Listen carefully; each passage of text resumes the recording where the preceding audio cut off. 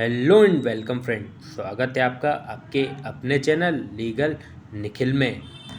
दोस्तों, आज के इस टॉपिक में हम बात करेंगे कि अगर किसी व्यक्ति की गाड़ी से किसी तरह का कोई एक्सीडेंट हो जाता है और उस एक्सीडेंट में सामने वाले व्यक्ति को किसी तरह की कोई क्षति पहुंचती है या उस व्यक्ति की मृत्यु हो जाती है, तो ऐसी स्थिति में जिस व्यक्ति द्वारा ये सब हुआ है उसकी क्या जिम्मेदारी बनती है, और अगर वो जिम्मेदारी को निभाता है तो किस तरह से वो सज़ा से बच सकता है, और अगर वो जिम्मेदारी को नहीं निभाता है तो वो किस तरह से उसको सज़ा मिलेगी।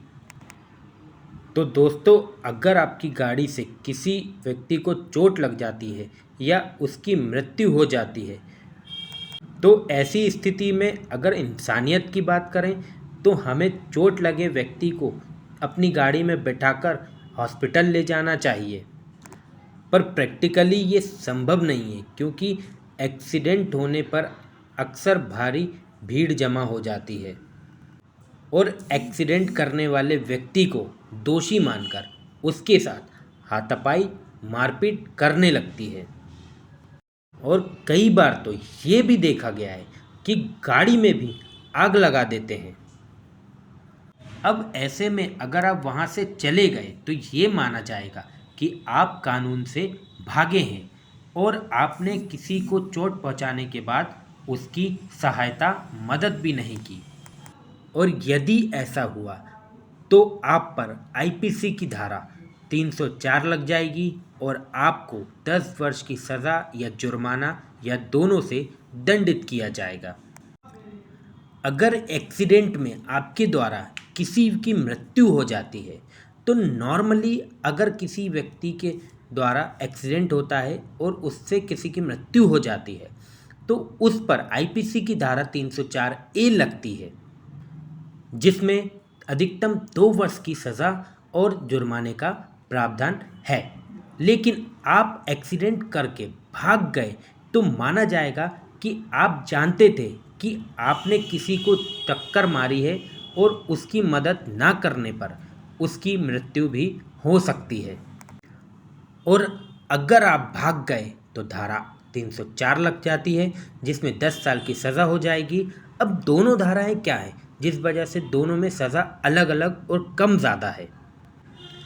तो अगर हम धारा 304 की बात करें तो धारा 304 में किसी व्यक्ति द्वारा किसी अन्य व्यक्ति को चोट पहुंचाई जाती है जिससे उसकी मौत हो जाती है, और वो कृत्य उसने जानबूझकर नहीं किया बल्कि धोखे से या अनजाने में हो गई है, तो 304 का अपराध माना जाएगा। वहीं 304 ए में किसी व्यक्ति के उतावलेपन और लापरवाही की वजह से किसी की जान जाती है, तब 304 ए लगाई जाती है। तो आपको करना क्या है उस पर हम बात करते हैं। देखो, अगर आपके द्वारा किसी सुनसान सड़क पर किसी तरह का एक्सीडेंट होता है तो बिना देरी किए उस व्यक्ति को हॉस्पिटल ले जाएं अपनी गाड़ी में रखकर, और उसका उपचार कराएं, इलाज कराकर उस पीड़ित व्यक्ति को संतुष्ट करें और उसके घर जा सकते हैं। अब अगर एक्सीडेंट ज़ोरदार हुआ है, लोगों की भीड़ भी है, तो आप वहाँ से कुछ दूर पर कुछ किलोमीटर दूर जाकर गाड़ी को रोक लीजिए और पुलिस हेल्पलाइन नंबर पर कॉल करके पुलिस को बताइए कि इस जगह पर एक एक्सीडेंट हो गया है, जल्द से जल्द सहायता के लिए एम्बुलेंस भेजिए ताकि घायल को उपचार मिल सके। क्योंकि पुलिस को किए गए कॉल का रिकॉर्ड रहता है और बाद में आप आरटीआई के माध्यम से उसे निकलवा कर सबूत के रूप में भी दे सकते हैं और कह सकते हैं कि आपने पीड़ित की सहायता के लिए कॉल किया था। ऐसा रिकॉर्ड आपको बाद में ये साबित करने में सहायता करता है कि आपका इरादा चोटिल व्यक्ति की मदद करने में था, सहायता करने में था, ना कि वहाँ से भागने का। अब आप चाहें तो सीधे थाने जाकर सरेंडर कर सकते हैं और सारी घटना उनको बता सकते हैं और बिना जेल जाए आप घर जा सकते हैं, क्योंकि इस स्थिति में आप पर धारा 304 ए लगेगी जो कि जमानतीय अपराध है और ऐसे में जमानत मिल जाती है। इसका मतलब है कि पुलिस आपको ज़मानत पर छोड़ देगी। और अगर पुलिस ने कोर्ट में भी पेश किया तो कोर्ट से आपको ज़मानत मिल जाएगी। एक बात और, आप सीधे पुलिस स्टेशन ना जाएं। नहीं तो अगर पुलिस ने आपसे कोई डिमांड की और आपने उसकी पूर्ति नहीं की तो कहीं वो केस में ये ना लिख दें कि आप उसके पास गए ही नहीं और उसने आपको पीछा करके पकड़ा है, गिरफ्तार किया है।